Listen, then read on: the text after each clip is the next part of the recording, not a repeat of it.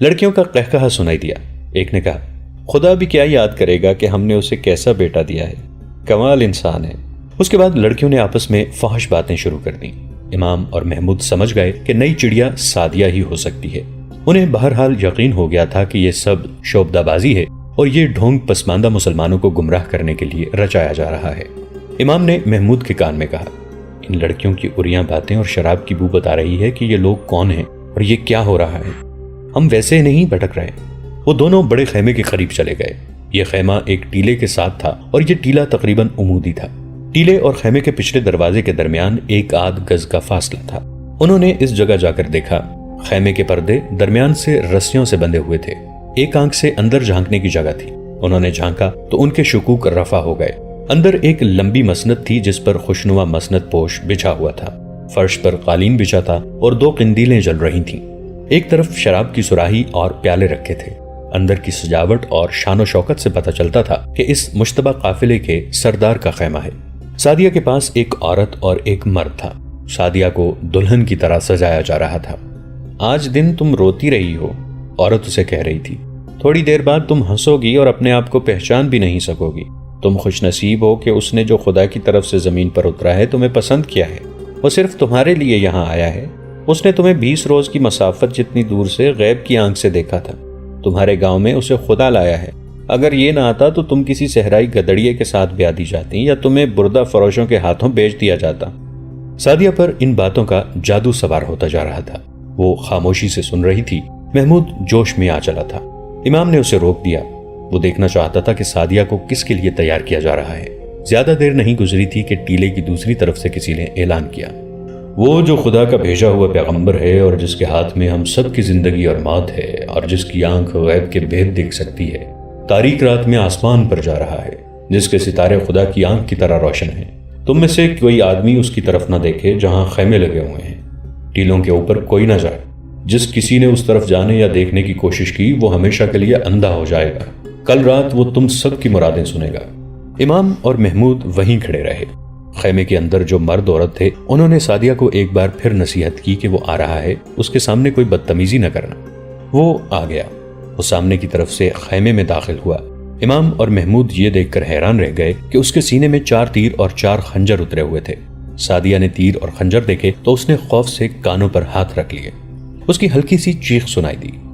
مقدس انسان مسکرایا اور بولا، ڈرو مت لڑکی، یہ معجزہ مجھے خدا نے دیا ہے کہ میں تیروں اور خنجروں سے مر نہیں سکتا۔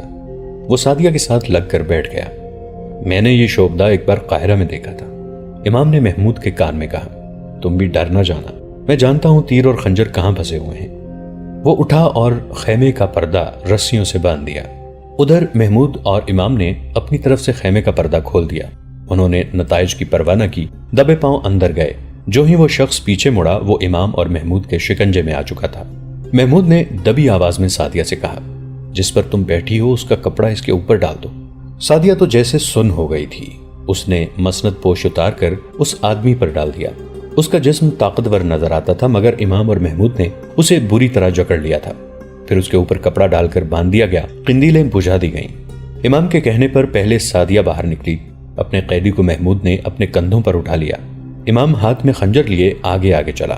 وہ سب جس طرف خیمے سے داخل ہوئے تھے اسی طرف سے باہر نکل گئے۔ پکڑے جانے کا خطرہ ہر قدم پر تھا، لیکن انہوں نے ایسا راستہ اختیار کیا جو انہیں فوراً خطرے سے باہر لے گیا۔ اندھیرے نے ان کی بہت مدد کی۔ انہیں دور کا چکر کاٹ کر گاؤں میں داخل ہونا پڑا۔ وہ مسجد میں چلے گئے۔ حجرے میں لے جا کر اس شعبدہ باز کو کھولا گیا۔ ابھی تک تیر اور خنجر اس کے سینے میں اترے ہوئے تھے۔ اسے اٹھانے کی وجہ سے وہ ٹیڑے ہو گئے تھے۔ سعدیہ کو بھی انہوں نے حجرے میں ہی رکھا کیونکہ خطرہ تھا کہ لڑکی کی گمشدگی کا پتہ چل گیا تو لوگ اس کے باپ پر حملہ آور ہو جائیں گے۔ دراصل حملہ کرنے والے اب یہ دیکھنے کی حالت میں بھی نہیں تھے کہ ان کے خدا کا بیٹا کہاں ہے۔ وہ کامیاب جشن منا کر شراب اور بدکاری میں بدمست ہو گئے تھے۔ وہ سوچ بھی نہیں سکتے تھے کہ ان کا آقا بمے نئی چڑیا کے اغوا بھی ہو سکتا ہے۔ امام اور محمود نے اسے چوغا اتارنے کو کہا۔ اس نے پہلے تیر اور خنجر کھینچ کر نکالے۔ چوغا اتارا، پھر اس کے اندر والے کپڑے بھی اتروا لیے گئے۔ ان کپڑوں میں کارک کی قسم کی نرم لکڑی چھپی ہوئی تھی جس پر چمڑا لگا ہوا تھا۔ یہ لکڑی کچھ دوہری ہو جاتی تھی اور اتنی لمبی چوڑی تھی جس سے اس کا سینہ ڈھک جاتا تھا۔ تیر اور خنجر اس میں اترے ہوئے تھے۔ اس نے امام اور محمود سے کہا، اپنی قیمت بتاؤ۔ सोने की सूरत में, घोड़ों और ऊंटों की सूरत में। अभी अदा कर दूंगा, मुझे अभी आजाद कर दो। तुम अब आजाद नहीं हो सकोगे, इमाम ने कहा। हम भी लोगों की तरह तुम्हारे इंतजार में बैठे थे। इमाम ने महमूद से कहा, तुम्हें मालूम होगा कि करीबी चौकी कहाँ है, वहां के पूरे दस्ते को साथ ले आओ। उसने चौकी का फासला और समत बताई और वो खुफिया अल्फाज भी बताए जिससे इमाम सुराग रसां और जासूस की हैसियत से पहचाना जाता था। अपने 2 जासूसों के नाम और ठिकाना बताकर महमूद से कहा, उन्हें मेरे पास भेजते जाना। महमूद ने इमाम के घोड़े पर जीन डाली और सवार होकर निकल गया। उसे इमाम के दोनों जासूस मिल गए। उन्हें मस्जिद में जाने को कहकर वो चौकी की समत रवाना हो गया। गांव से कुछ दूर जाकर उसने घोड़े को एड़ लगाई। कोई 1.5 घंटे की मुसाफत थी, मगर वो शशोपंज में मुब्तला था। वो इस चौकी के कमांडर को जानता था। वो लापरवाह आदमी था। सलीबियों और सूडानियों ने उसे रिश्वत दे देकर अपने साथ मिला रखा था। महमूद ने काहिरा को उसकी रिपोर्ट भेज रखी थी, मगर अभी तक उसके खिलाफ कोई कार्रवाई नहीं हुई थी। महमूद को यही नजर आ रहा था कि वो अपने दस्ते को उसके साथ नहीं भेजेगा या वक्त जाया करेगा ताकि दुश्मन निकल जाए। महमूद सोच रहा था कि अगर चौकी से उसे दस्ता न मिला तो वो क्या करेगा। सबसे पहले दस्ते को गांव में पहुंचना जरूरी था। दस्ता न मिलने की सूरत में इमाम और उनके जासूसों की जानें खतरे में आ सकती थी, क्योंकि इस शोबदाबाज के साथ बहुत सारे आदमी थे। उसके मुरीदों का हुजूम भी उसी का हामी था। इमाम के पास खंजर था। उसके जासूस भी उसके पास आ गए थे। वो भी खंजरों से मुसल्लह थे। उन्होंने शोबदाबाज को गिरफ्तार किया रखा। वो रिहाई की इतनी ज्यादा कीमत पेश कर रहा था जो इमाम और उसके जासूस ख्वाब में भी नहीं देख सकते थे। इमाम ने उसे कहा, मैं मस्जिद में बैठा हूँ। ये उसी खुदा का घर है जिसने तुम्हें सच्चा दीन देकर जमीन पर उतारा है। क्या ये है तुम्हारा सच्चा दीन? देखो दोस्त, मैं काहिरा की हुकूमत का एहलकार हूँ। मैं तुम्हें छोड़ नहीं सकता और मैं ईमान भी नहीं बेच सकता। महमूद बिन अहमद चौकी के खैमों में दाखिल हुआ तो कमांडर के खैमे में उसने रोशनी देखी। घोड़े के कदमों की आवाज सुनकर कमांडर बाहर आ गया। महमूद ने अपना तारुफ कराया और कमांडर के साथ खैमे में चला गया। महमूद के लिए ये कमांडर अजनबी था। उसे कमांडर ने बताया कि गुज़श्ता शाम पुराने दस्ते को यहाँ से भेज दिया गया है और ये दस्ता नया आया है। ये तब्दीली सलाहुद्दीन अय्यूबी के हुक्म से की गई थी। तमाम पुराने सरहदी दस्तों को वहां से हटाकर उस फौज के दस्ते भेज दिए गए थे जो सुल्तान अय्यूबी के साथ महाज से आई थी। महमूद ने कमांडर को तफसील से बताया कि उन्होंने बहुत बड़ा शिकार पकड़ा है और उसके तमाम गिरोह को पकड़ने के लिए चौकी के पूरे दस्ते की फौरी तौर पर जरूरत है ताकि उन लोगों को रात ही रात में घेरे में ले लिया जाए। कमांडर ने फौरन पूरे दस्ते को, जिसकी तादाद 50 से ज्यादा थी, घोड़ों पर सवार होने का हुक्म दिया। उनके पास बर्चियां और तलवारें थीं और उनमें तीरंदाज भी थे। 8-10 सिपाहियों को चौकी पर छोड़ दिया गया। ये दस्ता करक के मुहासरे से आया था। जज्बा कायम था। कमांडर ने सरपट घोड़े दौड़ा दिए। महमूद रहनुमाई कर रहा था। मंजिल के करीब जाकर घोड़ों की रफ्तार सुस्त कर दी गई ताकि मुखबिरों को खबर न होने पाए। मुजरिम खबर होने की हालत में नहीं थे। शराब और नींद ने उन्हें बेहोश कर रखा था। कमांडर ने महमूद की रहनुमाई में घेरा मुकम्मल कर लिया और कार्रवाई सुबह तक मुलतवी रखी। महमूद ने इमाम को इत्तला दे दी कि दस्ता आ गया है। सादिया अभी इमाम के हुजरे में ही थी। इमाम ने एक जासूस भेजकर सादिया के बाप को भी बुला लिया। जो मोतक़िद मुरीद और ज़ायरीन बड़ी दूर दूर से उसकी ज़ियारत को आए थे, वो रात के मौजे देखकर खुले आसमान तले सो गए थे। उनके मुक़द्दस इंसान ने उन्हें यह कहा था कि अगली रात वो उनकी मुरादें सुनेगा। यह हुजूम सुबह उस वक्त जाग उठा जब उजाला अभी धुंधला था। इस धुंधलके में उन्हें बहुत से घोड़े नजर आए। उन पर सवार जो थे वो फौजी लगते थे। लोग कुछ भी ना समझ सके। उन्हें मालूम नहीं था कि जो मरे हुओं को जिंदा करता है वो मस्जिद के हुजरे में हाथ पांव बंधे बैठा हुआ है। वो अब मुसलमानों के सच्चे खुदा की गिरफ्त में आ चुका था। दस्ते का कमांडर दमिश्क का रहने वाला रुश्त बिन मुस्लिम, जिसका ओहदा मामूली था, लेकिन सरहद पर आकर उसने अपने दस्ते से कहा था, सारी सल्तनत सिर्फ तुम्हारे भरोसे पर सोती है। सलाहुद्दीन अय्यूबी हर वक्त तुम्हारे साथ है। अगर वो तुम्हें नजर नहीं आता तो उसे मेरी आंखों में देख लो। हम सब सुल्तान सलाहुद्दीन अय्यूबी हैं। अगर किसी ने यहाँ पुराने दस्ते के आदमियों की तरह ईमान फरोख्त किया तो मैं इसके पांव बांध कर रेगिस्तान में जिंदा फेंक दूंगा। मैं इस सजा का हुक्म काहिरा से नहीं लूंगा, मैं खुदा से हुक्म लिया करता हूँ। रुश्त बिन मुस्लिम ने सुबह के वक्त देखा कि खैमों के अंदर कोई हरकत नहीं थी। अंदर वाले इतनी जल्दी उठने वाले नहीं थे। रुश्त ने लोगों से कहा कि वो दूर पीछे हट जाएं और वहीं मौजूद रहें। उन्हें मुक़द्दस इंसान करीब से दिखाया जाएगा। लोगों को दूर हटाकर रुश्त ने 3-4 सवार मुख्तलिफ टीलों के ऊपर खड़े कर दिए ताकि मुजरिमों में से कोई भागने की कोशिश न करे। बाकी सवारों को उसने घोड़ों से उतारकर चारों तरफ पैदल अंदर जाने को कहा और हुक्म दिया कि कोई मुजाहिमत करे तो उसे फौरन हलाक कर दो, कोई भागे तो उसे तीर मार दो। वहां भागने का सवाल ही पैदा नहीं होता था। رشد ننگی تلوار ہاتھ میں لیے پہلے خیمے میں داخل ہوا تو اسے اندر سے ایک نیم برہنہ لڑکی اور 2 آدمی گہری نیند سوئے ہوئے نظر آئے۔ اس نے تلوار کی نوک چبھو کر تینوں کو جگایا۔ جاگنے کی بجائے انہوں نے جگانے والے کو گالیاں دی اور کروٹ بدل کر سوتے رہے۔ تلوار کی نوک اب کے ان کی کھال میں اتر گئی۔ تینوں ہڑبڑا کر اٹھے، انہیں باہر نکال لیا گیا۔ دوسرے خیموں میں بھی جو لڑکیاں اور مرد ملے وہ اسی حالت میں تھے۔ خیموں میں بے شمار سامان تھا، ایک خیمے میں بہت سے ساز پڑے تھے۔ سب کو باہر لے جا کر ان پر پہرا کھڑا کر دیا گیا۔ ان کے اونٹوں اور تمام تر سامان پر قبضہ کر لیا گیا۔ امام رشد بن مسلم کے ساتھ تھا۔ وہ اس آدمی کو اپنے حجرے میں سے لے آیا جو اپنے آپ کو خدا کے بیٹے کا بیٹا کہتا تھا۔ اس کے ہاتھ پیٹھ پیچھے بندھے ہوئے تھے۔ اسے اسی جگہ کھڑا کیا گیا جہاں رات اس نے معجزے دکھائے تھے۔ پیچھے پردے لگے ہوئے تھے۔ اس کے گروہ کو اس کے سامنے بٹھا دیا گیا۔ ان سب کے ہاتھ پیچھے باندھ دیے گئے تھے۔ وہ ساز ان کے قریب رکھ دیے گئے جو ایک خیمے سے برآمد ہوئے تھے۔ امام نے لوگوں کو آگے آنے کو کہا۔ ہجوم آگے آیا تو امام نے کہا، اسے کہو کہ یہ خدا کا ایلچی ہے یا اس کا بیٹا ہے تو اپنے ہاتھ رسیوں سے آزاد کر لے۔ یہ مرے ہوں کو زندہ کرتا ہے۔ میں اس کے گروہ کے ایک آدمی کو ہلاک کر دوں گا۔ تم اسے کہو کہ اسے میرے ہاتھ سے چھڑا لے، یا وہ مر جائے تو اسے زندہ کر دے۔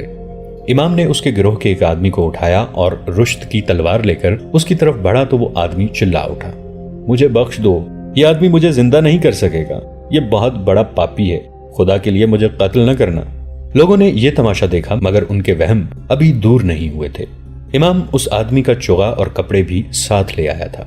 نرم لکڑی بھی ساتھ تھی۔ امام نے یہ کپڑے پہن لیے، کسی کو دکھائے بغیر لکڑی اندر رکھ لی، اوپر چوغا پہن لیا۔ اس نے رشد سے کہا کہ اپنے 4 تیر انداز میرے سامنے لاؤ۔ تیر انداز آئے تو اس نے کہا، 30 قدم دور کھڑے ہو کر میرے دل کا نشانہ لو اور تیر چلاؤ۔ تیر اندازوں نے رشد بن مسلم کی طرف سوالیہ نگاہوں سے دیکھا۔ رات کو محمود نے رشد کو تیروں اور خنجروں کو سینے میں اترنے کی حقیقت بتا دی تھی۔ رشد نے اپنے تیر اندازوں کو حکم دیا کہ وہ تیر چلا دیں۔ انہوں نے نشانہ لے کر تیر چلا دیے۔ چاروں تیر امام کے دل کے مقام میں پیوست ہو گئے۔ امام نے کہا، اب آگے آ کر میرے سینے پر 4 خنجر پوری طاقت سے پھینکو۔ خنجر پھینکے گئے جو امام کے سینے میں جا کر اٹک گئے۔ امام نے تیر اندازوں سے کہا، ایک ایک تیر اور کمانوں میں ڈالو۔ اس نے مقدس انسان کو ذرا آگے کیا اور لوگوں سے مخاطب ہو کر بلند آواز سے کہا، یہ شخص اپنے آپ کو لافانی کہتا ہے، میں تمہیں دکھاؤں گا کہ یہ اصل میں کیا ہے۔ اس نے تیر اندازوں سے کہا، اس کے دل کا نشانہ لے کر تیر چلاؤ۔ جو ہی کمانیں اوپر اٹھیں وہ آدمی دوڑ کر امام کے پیچھے ہو گیا۔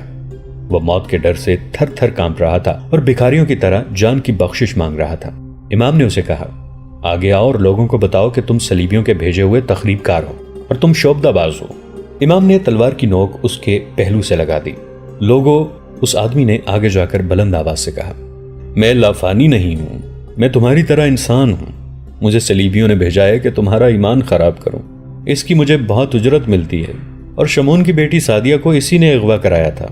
امام نے کہا، ہم نے لڑکی رہا کرا لی ہے۔ امام نے چوغا اتار کر اندر کے کپڑے اتارے، لکڑی الگ کی اور رشد کے ایک سپاہی کے ہاتھ میں دے کر کہا کہ یہ تمام مجمع میں گھما لاؤ۔ امام نے لوگوں سے کہا کہ تیر اور خنجر اس لکڑی میں لگتے ہیں۔ تمام لوگوں نے یہ بھید دیکھ لیا تو انہیں آگے بلا کر کہا گیا کہ ہر جگہ گھومو اور ہر ایک چیز دیکھو۔ لوگ دوڑتے ہوئے ہر جگہ پھیل گئے۔ پردوں کے پیچھے ایک غار بنایا گیا تھا، وہاں رات کو سازندے بیٹھ کر ساز بجاتے تھے۔ لوگ خیموں میں گئے تو وہاں شراب کی بدبو پھیلی ہوئی تھی۔ لوگ ہر جگہ گھوم پھر چکے تو انہیں ایک جگہ بٹھا کر بتایا گیا کہ یہ سب ڈھونگ کیا تھا۔ امام نے معلوم کر لیا تھا کہ جسے اس نے رات کو زندہ کیا تھا وہ کون ہے۔ وہ اسی کے گروہ کا ایک آدمی تھا جو رسیوں میں بندھا ہوا قیدیوں میں بیٹھا تھا۔ اسے لوگوں کے سامنے کھڑا کیا گیا۔ ایک اور آدمی لوگوں کو دکھایا گیا جو رات کو بوڑھے کا بہروپ دار کر اس آدمی کا باپ بنا تھا۔ 4 تیر انداز بھی سامنے آ گئے جنہوں نے رات تیر چلائے تھے، وہ بھی اسی گروہ کے آدمی تھے۔ غرض تمام تر ڈھونگ لوگوں کو دکھایا گیا۔ اسلام کے بیٹو، غور سے سنو، امام نے لوگوں سے کہا، یہ سب صلیب کے پجاری ہیں اور تمہارا ایمان خراب کرنے آئے ہیں۔ تم جانتے ہو کہ کوئی انسان کسی انسان کو زندہ نہیں کر سکتا، خود خدا کسی مرے ہوئے کو زندہ نہیں کرتا، کیونکہ خدائے ذوالجلال اپنے بنائے ہوئے قانون کا پابند ہے۔ اس کی ذات وحدہ لا شریک ہے، اس کا کوئی بیٹا نہیں۔ یہ صلیبی اسلام کی آواز کو دبانے کے لیے یہ ہتھ کنڈے استعمال کر رہے ہیں۔ یہ باطل کے پجاری تمہارے ایمان اور جذبے اور تمہاری تلوار سے ڈرتے ہیں، تمہارا مقابلہ میدان میں نہیں کر سکتے، اس لیے یہ دلکش طریقے اختیار کر کے تمہارے دلوں میں وہم اور وسوسے ڈال رہے ہیں تاکہ تم اسلام کے تحفظ کے لیے صلیب کے خلاف تلوار نہ اٹھاؤ۔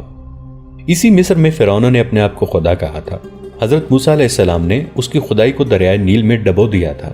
اپنی عظمت کو پہچانو میرے دوستو، اپنے دشمن کو بھی اچھی طرح پہچان لو۔ لوگ جو سب کے سب مسلمان تھے مشتعل ہو گئے۔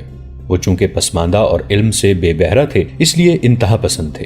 انہوں نے گنہگار انسان کی شعبدہ بازی دیکھ کر اسے خدا کا بیٹا تسلیم کر لیا، اور جب اس کے خلاف باتیں سنی تو ایسے مشتعل ہوئے کہ غیظ و غضب سے نعرے لگاتے اس آدمی پر اور اس کے گروہ پر ٹوٹ پڑے۔ امام ان مجرموں کو زندہ قاہرہ لے جانا چاہتا تھا، لیکن اتنے بڑے ہجوم سے انہیں زندہ نکالنا ناممکن ہو گیا۔ رشد نے تشدد سے ہجوم پر قابو پانے کا مشورہ دیا، جو امام نے تسلیم نہیں کیا۔ اس نے کہا کہ تمہاری تلواروں سے یہ سیدھے سادے مسلمان کٹ جائیں گے، انہیں اپنے ہاتھوں ان لوگوں کو ہلاک کرنے دو تاکہ انہیں یقین ہو جائے کہ جس نے خدا کا ایلچی اور بیٹا ہونے کا دعویٰ کیا ہے وہ ایک گنہگار انسان ہے جسے کوئی بھی انسان قتل کر سکتا ہے۔ امام رشد بن مسلم اور محمود ایک طرف ہٹ گئے۔ رشد نے ایک ٹیلے پر جا کر اپنے سپاہیوں کو للکارا اور کہا، تم جہاں ہو وہیں رہو، ان لوگوں کو مت روکو۔ تھوڑی دیر بعد وہاں امام، محمود، رشد بن مسلم اور اس کے دستے کے سپاہی رہ گئے۔ تمام تر ہجوم غائب ہو چکا تھا۔ رات جہاں شعبدے دکھائی گئے تھے وہاں شعبدہ باز اور اس کے گروہ کی لاشیں پڑی تھیں۔ لڑکیوں کو بھی قتل کر دیا گیا تھا، کوئی لاش پہچانی نہیں جاتی تھی، سب قیمہ ہو چکی تھی۔ لوگ خیمے، پردے اور تمام تر سامان لوٹ کر لے گئے تھے۔ مجرم گروہ کے اونٹ بھی لوگ کھول کر لے گئے اور رشد کے دستے کے 9 گھوڑے بھی لاپتہ ہو گئے۔ ان کے سوار پیادہ تھے اور گھوڑوں سے دور، لوگوں کو معلوم نہیں تھا کہ یہ اپنی فوج کے گھوڑے ہیں۔ یوں لگتا تھا جیسے آندھی آئی ہے اور سب کو اپنے ساتھ اڑا کر لے گئی ہے۔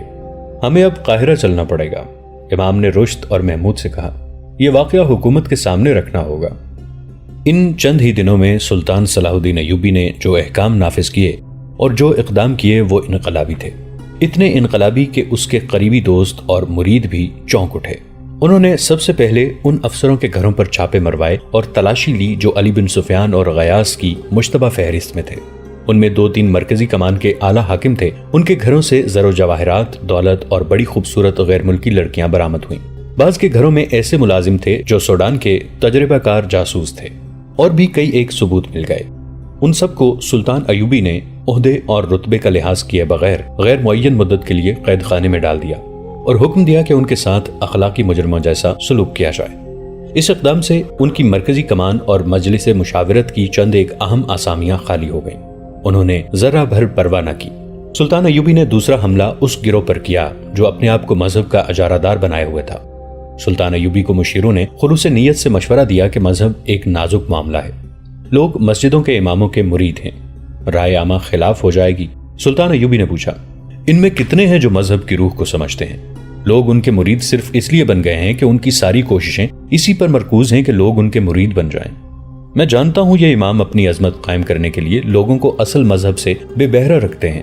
قوم کی بہترین درسگاہ مسجد ہے۔ مسجد کی 4 دیواری میں بٹھا کر کسی کے کان میں ڈالی ہوئی کوئی بات روح تک اتر جاتی ہے۔ یہ مسجد کے تقدس کا اثر ہے، مگر یہاں مسجد کا استعمال غلط ہو رہا ہے۔ مسجدوں میں امام پیر اور مرشد بنتے جا رہے ہیں۔ اگر میں نے مسجدوں میں باعمل عالم نہ رکھے تو کچھ عرصے بعد لوگ اماموں، پیروں اور مرشدوں کی پرستش کرنے لگیں گے۔ یہ بے علم اور بے عمل عالم اپنے آپ کو خدا اور اس کے بندوں کے درمیان رابطہ کا ذریعہ بنا لیں گے اور اسلام کے زوال کا باعث بنیں گے۔ سلطان ایوبی نے اپنے ایک مفکر اور باعمل عالم زین الدین الواعظ کو مشورے کے لیے بلایا۔ اس عالم نے اپنا جاسوسی کا ایک ذاتی نظام قائم کر رکھا تھا، اور ایک بار اس نے صلیبیوں کی ایک بڑی ہی خطرناک سازش بے نقاب کر کے بہت سے آدمی گرفتار کرائے تھے۔ وہ مذہب کو اور مذہب میں جو تخریب کاری ہو رہی ہے اسے بہت اچھی طرح سمجھتا تھا۔ اس نے یہ کہہ کر سلطان ایوبی کا حوصلہ بڑھا دیا کہ اگر آپ مذہب کو تخریب کاری سے آزاد نہیں کریں گے تو کل آپ کو یہ حقیقت قبول کرنی پڑے گی کہ قوم آپ کی رہنمائی اور حکم کو قبول کرنے سے پہلے نام نہاد مذہبی پیشواؤں سے اجازت لیا کرے گی۔ اس وقت تک صلیبی مسلمانوں کے مذہبی نظریات میں توہم پرستی اور رسم و رواج کی ملاوٹ کر چکے ہیں۔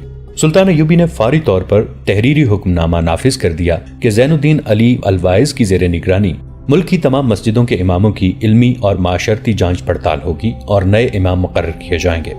نئے اماموں کے تقرر کے لیے سلطان ایوبی نے جو شرائط لکھی ان میں امام کا عالم ہونے کے علاوہ فوجی یا سابق فوجی یا عسکری تربیت یافتہ ہونا ضروری قرار دے دیا۔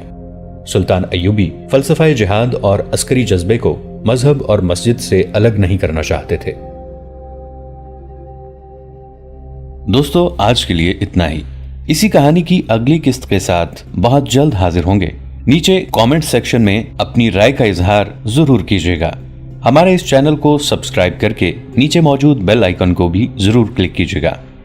اگلی ملاقات تک کے لیے ہمارا اور آپ کا اللہ نگہبان۔